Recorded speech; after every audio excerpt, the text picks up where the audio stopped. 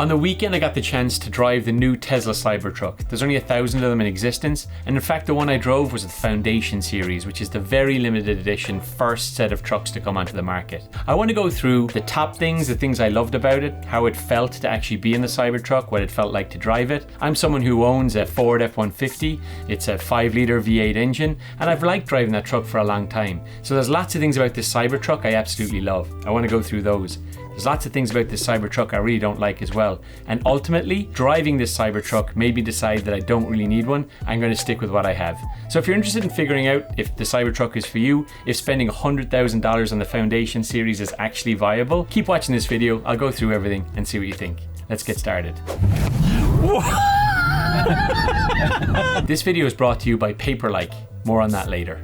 How's it going, folks? My name is Marcus. Welcome back to the channel. If you're new here on this channel, I like to talk about technology, EDC, and anything that can make me live a happier, balanced, more productive life. So before I get started, how this came about was a friend of mine reached out to me, knew I was interested in maybe buying a Cybertruck, and said, hey, I've got one of these Foundation series for a day for the weekend. Want to come with me? We can flake around the Berkeley Hills here in California. We can really try this thing out and see, do we like it? And I couldn't say no. I was really excited to do it. So I went in the truck, he arrived at the house, we went for a spin for the day. The model that we had, it's a $75,000 all-wheel drive Tesla Cybertruck. It's also the Foundation series. So what Elon is doing at the start here is that if you want to be one of the first people to buy this truck, they're offering Foundation series truck first. Now, what do you get with a Foundation series? Foundation series means basically you get slightly different trim internally, you get slightly bigger wheels on the truck, you get, things like the center console has a tray in it, things that you kind of expect, to be honest with you, but it's kind of hard to know exactly what you get for it. But the Foundation series is $20,000 more. So if you want to have a Cybertruck sooner, you got to pay the $20,000 Cybertruck tax to get it sooner, which brings it up to about $100,000 before you even pay tax on this thing. So this is an expensive vehicle. The only thing for me that maybe distinguishes it as a Foundation series is that it's got ever so slight etching that says Foundation series on the side panel of the door on the outside of the truck, and on the inside on the dashboard it also says Foundation as well. In addition to being the all-wheel drive version, the range on it is 340 miles, it's about 600 pounds of torque, and can pull about 11,000 pounds in the trailer or in the bed of the truck behind you. Those are the most statisticky things I'm going to talk about in this video. If you want to know about all of the motors and all of the details on how these trucks work, this is not the video for you. This is more about how it feels to drive it, how other people treat you when you're driving it, as well as why I'm actually not going to buy one and it's made me decide not to get a Cybertruck. So in this video, I'm going to split it into 3 key areas. I'm going to talk about my initial reactions in terms of seeing it, my initial reaction in terms of being a passenger, and my initial reaction in terms of driving the truck. Then I'm going to talk about what's great about this truck. 3 things that I think really set this apart and really are good reasons to consider this as your next vehicle. And finally, I'm going to talk about 3 reasons why you don't need this truck, what's not great about it, and why ultimately I will not be buying this truck. I'm going to stick with what I have, an 8-year-old F150. It's the right truck for me. So let's get stuck in. First and foremost, my initial reaction. Let's talk about how this truck looks. So when Francis arrived on the street with the truck when he was coming to pick me up, he told me he was nearly there, and I came out with my camera to see it. And it really is a sight to behold. As you see it drive up a regular residential street, it was like watching Netflix, where they've put in some fake vehicle and it's not rendered entirely properly. I mean, it looks like a truck, but there's something weird about it, that it's not 100% real. They haven't quite got the ray tracing right on it. It feels like it's a little bit lighter and that there's maybe no weight to it. And the way that the light casts on that steel body really makes it it stands out so much. It looks like it's from another planet. Now, if you're watching videos online, if you've watched 100 Cybertruck videos and you know it looks weird, I actually love the aesthetic. I love the way it looks. In real life, it looks even more fake. That's the only way I can describe it. This was a really clean truck as it drove up the street, and as it drove up the street, I couldn't really believe that it was real. It looks really unusual and out of this world. So he came and he pulled into the driveway, and the first thing that happened was everybody in the street came out. Cars stopped on the street, people took out their phones, and this was a thing that happened as we went everywhere. I'm going to talk a little bit more about that later, about what it feels like to be in a Cybertruck at the moment. It's one of the downsides to me. But he pulled into the driveway, I got into the truck, and we went for a drive up into the Berkeley Hills. Now the reason we picked the Berkeley Hills, it's quite near to me here. It's a lovely windy road, there's some beautiful views of the city from up there, and we wanted to be able to test it on the curvy bits because there's been a lot of videos about the Cybertruck not being able to perform in rain or in snow conditions, and that maybe it's not a true off-road utility vehicle. And we didn't want to take it off-road, we only had it for the day, but we did want to try it in a kind of not just taking it in a straight line and seeing how fast it can go. By the way, it goes 0 to 60 in 4.1 seconds. Okay, you ready? Yeah, let's go. That's ridiculous! Oh my god, that's insane. I'd like to thank today's sponsor, Paperlike. I've been using Paperlike on all my iPads ever since I first got my iPad in 2018. Paperlike is a screen protector you put over your iPads. I have them on all my iPads, and it does a number of things. Number one, it stops my screen from getting scratched or damaged. But more importantly, number two, it makes it feel like I'm drawing on paper. Now, as someone who loves journaling and writing on actual paper, when the Apple Pencil first came out, I didn't actually like the feel of writing on the screen. It felt too soft and there wasn't just enough friction there to make it feel real. And that's where Paperlike comes in. It makes the screen feel much more like paper. It adds that just little bit of friction. And when I'm taking notes like I did for this video today, I like to have my screen protector here because it makes writing just that much more enjoyable. I wouldn't take an iPad with me if it didn't have a screen protector like Paperlike. And if you're looking for something to change your writing experience on your iPad, look into Paperlike. There'll be a discount for my subscribers. Click on the link below. Use the code that I've been given by Paperlike. It'll help me support the channel. It will also help you in terms of getting a discount, so it's a win-win. All right, back to the video. As a passenger, it feels great to be in the truck. Francis was kind of cautiously driving it initially, but as he got a little bit more confident, we went a little bit faster, staying within the legal limits, obviously, on the twisty bits of Grizzly Peaks. And what I would say is it drives very differently from anyone who's driven. Even as a passenger, it felt very different to being in a typical truck. In my F150, I've actually raised mine, it's 4 inches higher than typical. When you go into a turn, you really feel that sway, you feel the top heaviness of it. You have to be cautious going into turns. You don't want to come in with too much speed into a turn when you're riding, even in four-wheel drive mode on these twisty roads. But this truck is much more grounded. It actually feels much more like driving a Tesla Model 3. If you've driven any of the other Teslas, it feels very familiar and very similar to that. So it's very grounded, very planted, very low center of gravity because of obviously the battery pack is part of the chassis of the truck.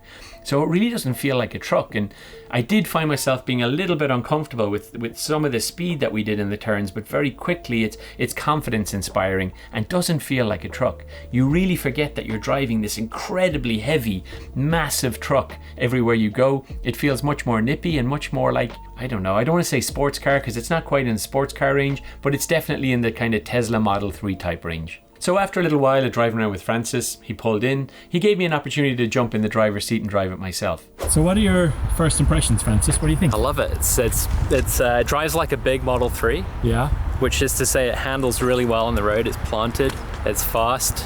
I just have one more question. Can I give it a drive? Yes. Yay! Let's get started. Now, my initial reaction of sitting in the driver's seat is it does feel quite foreign because the steering wheel is different for a start. He's got something classic Elon, it's called a squircle. It's not a square, it's not a circle, it's a squared circle that's been squared off.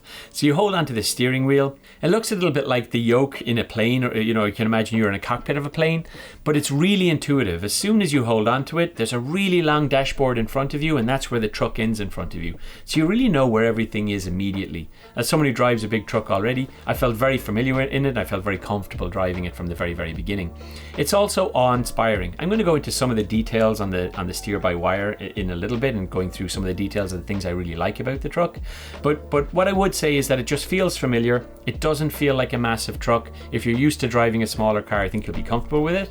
And it doesn't feel as jerky as I thought it might feel. So when you put your foot down, you can go slowly, just because it can go 0 to 60 in 4.1 seconds. Or I would say that it's got really strong generative braking. So as you take your foot off, like if you're not used to driving electric vehicles, if you're used to just gas vehicles or petrol vehicles, where I'm coming from, it is very different in terms of taking your foot off. You do slow down quickly, but also it's not something that you have to worry about putting, using the accelerator, because it's very linear. You kind of know when you want to go quicker, it's there, but when you don't, you're not kind of forced into that mode. So I found it really reassuring when I first took the steering wheel. This is something to get used to as well if you're not a Tesla driver, that you can't see out the rear window here. You can Oh yeah, it really does slow down. It's got degenerative braking, and that's something you can change in it. You can set the different levels. You can turn that off.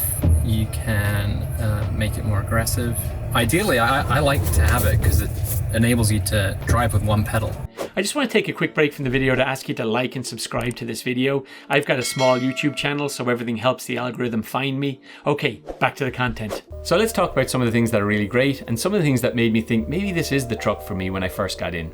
So first and foremost, sticking with the driving experience, when you are holding the Squircle, there's something that they call drive-by-wire or steer-by-wire. It's not a new concept, but it's new to the Tesla model lineup. When you turn the steering wheel, if you're going at slow speeds, it will turn more, and if you're going at fast speeds, it'll turn less. So it's proportional steering depending on what speed you're going at. And some people I told about that, they were kind of freaked out by it and being like, oh, is that something I have to learn? Absolutely not. It's incredibly intuitive. If you're trying to do a tight turning circle in a parking lot, it just makes sense that you turn the steering wheel like that and it turns the wheels more. But if you turn like that on a highway, it'll turn them just less. It just makes a lot of sense and it's automatically hardwired in. What's really nice about it though is that when you turn the front wheels, the rear wheels turn too. And it really does give you this kind of crab, really great way of turning. It turns in a way, it turns better than you'd expect any truck to be able to turn. I love it about the Cybertruck and I thought it was something really interesting. Other things that just make it really nice are having, hardly any controls in front of you. There's no yokes behind the steering wheels. It's very, very basic. If you want to go forwards and backwards, it's all controlled by your screen in front of you that you flick up to go forwards, flick back to go to reverse. This is something that's different. For going forward and backwards, yeah, let's see it. So that's drive. Yeah. Okay. Tap to park and reverse. And you also have a backup one here, I think. There we go. It really feels more like a video game than driving a traditional truck. Certainly in terms of trucks, because when I think of my own dashboard in my truck and I've got 2-wheel drive, 4-wheel drive auto, 4-wheel drive high, low, like all of these gauges and things that I control with toggles and switches, which honestly I like, but I'm a bit old school. Having the simplicity of this, it made it feel like a simplified version of a truck, basically. If you don't want to know what all those things do, and if you don't want to have that control over your truck, it's handled for you, it's hidden behind a dashboard or a display, and there's no toggle switches for it. So it made things very simple and very confidence inspiring when I first got into it. Other things you can do that I can't do on my truck are raise and lower your suspension super easy. You just open the panel, set what you want your suspension to be, and it will raise up or lower down. So if you're going off-road, you can raise the suspension. If you're going to be going on a motorway trip, you should lower the suspension. I think that's a great feature. I also think it's a little gimmicky. I'm not certain how many Cybertruck owners are actually going to be taking these things off-road. They're notoriously not great off-road, and it did kind of feel like nice to have. I'm not sure. In the time that I've owned my truck, for example, I've never felt like I needed that. I do have a 4-inch lift on my truck, so maybe I just prefer having it in that up position, and maybe I'm missing out on something, but it's definitely not something that I've been like, I really wish I had that. I think it's more of a gimmick than something you need, but it's done really well nonetheless, and watching that rise up slowly or drop down slowly is very, very classy. I love having the control, it's pretty cool, and I could see why someone might want it. And the last thing that I just really love about it, and I've talked about it already, is the low center of gravity on this truck. It's the thing that I felt most as I was riding it. It's really planted on the road, it's really broad, and having the Squircle in your hand with the steer-by-wire, confidence inspiring. There's not much can go wrong, and it really does inspire you to go that little bit more nippier than you typically do in a truck. I really liked it for that reason. It felt safe, it felt strong, it felt powerful, it felt like it could pull forever, which it can because it's got 11,000 pounds pulling capacity. So it just feels like a great truck. Which brings me on to the things that I really don't like about this truck, and ultimately actually made the decision for me that I'm not going to upgrade to one. Thank goodness, because who wants to spend that kind of money on a truck? These are not in priority order, but the first thing I noticed was just how much people don't like you when you're driving that truck. So first when we got in the truck, like I said, when we arrived on the street, everybody came out, everybody wanted to take photos of it, everybody wanted to sit in the seat and pretend that they were driving it for Instagram. But everywhere we went, as we went and we pulled out onto the main road and we stopped at traffic lights, cars as they came through the traffic lights, everybody was looking at us. It's clearly a very different vehicle. I would say, I live in California here, I'd say half the people knew it was a Cybertruck and were saying there's a Cybertruck, and the other half were saying what is that? I've never seen something like that before. It's very kind of visceral for people. We had a lot of people smiling and honking the horns and sticking their phones out the windows and recording us as we went by. It's that kind of celebrity vibe about it. But there was also a lot of people you could tell, there's a show-offy aspect to it that that maybe you get, I don't know, maybe this is the Lamborghini effect or something, but because there's so few of them on the road and the people who do have them have paid a fortune to have them, I think people just inherit. It's kind of a show of wealth. It's kind of a flex that I wasn't really comfortable being a part of, to be honest with you. Even if we pulled into laybys and cars stopped and people got out, I felt that the vibe from those people was not that they wanted to talk to us about the vehicle. They just wanted to get a few shots of the vehicle and actually didn't want to interact with us, because I think they probably didn't like us because we had the truck with us. So it wasn't our truck. They didn't know that. But at the same time, there's really a kind of a tech bro wealth vibe about this thing. Maybe it's because they're so rare. Maybe it's because of the types of people who've bought them already. Maybe it's because Elon's reputation. I don't know what it is, but I felt uncomfortable being in it. And after a little while of just waving out the window and stuff, or the initial kind of wow of being in this truck, I felt like this is not something that I would like to be in the longer term. I can see there being some backlash about them, and I don't know, just not for me. The second reason is much more practical. I wanted to look at the fit and finish of the truck. And my F-150, that, just for clarity, the F-150, it has been the #1 selling vehicle in the US. Not the #1 selling truck, #1 selling vehicle in the US for the last 20 or 25 years or something insane like that. Google it. It's insane. And as someone who came over here from Ireland, it's something I really wanted to do, was have a big truck. We don't have those giant F-150s with 4-inch lifts and giant 35-inch wheels on it. And so I'm kind of living my best life here, and I've got an overland rig on mine. I really like that kind of fit out. But it's a really quality. As a result of these trucks being around for so long and them only updating the models every 5 years or so, they've really locked in their production. It's really reliable. And what I found about the Cybertruck is the same as all the other Tesla vehicles. The finish isn't great. So first and foremost, because this is machined steel, none of the panels actually come together perfectly in line. There's often places where they're not exactly parallel, where they should be parallel. They come to very sharp finishes because they don't want to put many curves in place to help with manufacturing. Remember, this is made in giant presses, giant steel presses to create these panels. And as a result, when you open the door, for example, when you open the car door, it's just a thin sheet of steel. And I could imagine one of my kids running into that door panel immediately and needing some stitches across their forehead. It is definitely not a family-friendly vehicle in terms of all the points, all the spikes, all the finishes. On the front of the vehicle, the front trunk is the frunk. When it's closing, it's a sharp piece of metal. And some people on YouTube have done some memes and try to put a carrot in as it was closing and cut the carrot. There's lots of areas here where it is just not intended for family use, which is actually different than my F-150, because you might say, yes, but it's a truck. Who designs a truck for family use? A lot of people in America use F-150s or trucks as their daily vehicles. I've got a 4-seater, I've got car seats, child seats in the back of mine. And I was kind of going into this, I thought this was like a sports utility vehicle. I thought this was targeted similar to like the Rivian market, where you're going to have outdoorsy type people bringing their kids camping on the weekends. And I think because of the fit and finish of this isn't actually suitable for a family in terms of sharp edges, people getting hurt, just that level of design. It's one of the compromises you have to make by having these steel panels. And the third and biggest reason why I couldn't use this as my truck is that I use the bed of my truck. I use my truck to go to Home Depot. I probably go 10 times a year. I pick up big sheets of plywood, I haul furniture in the back of mine, we go camping and overlanding in it, but fundamentally I use the bed of my truck. And when I was looking at the Tesla Cybertruck, there's a couple of things which make this bed unusable for me. So first and foremost, it's got that kind of slope design that you taper down from the roof right down to the end, which makes it really difficult to be able to put things in over the side of the truck and get it into the bed. One of the great things about my truck is I can walk straight over to it, and if I'm putting a lunchbox or if I'm hauling a cylinder into it, I can take it from the side and just plonk it in. If the back of the truck is already full, I can pack it from different sides. You can't do this with the Cybertruck. It's too high.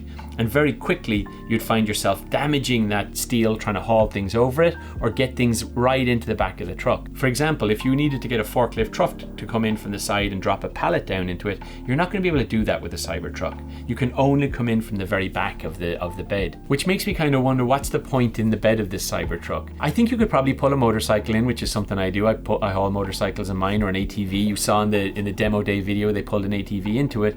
It is maybe for hauling toys or for having fun with, again going back to that sports utility, folks. But if you're someone who actually does work with it, or you actually want to do some construction projects or things around your house, I don't think it's the right vehicle for you. I think the bed is largely unusable in that way, which makes me be like, what's the point? So having driven it, having loved whipping around the countryside in it, having really admired some of the new capabilities that come with these EVs and some of the things that Elon has done with this truck, as well as some of the negative things around the way people treat you when you're in the truck, and some of the things that are not usable for families, and the bed of the truck largely just being for hauling toys.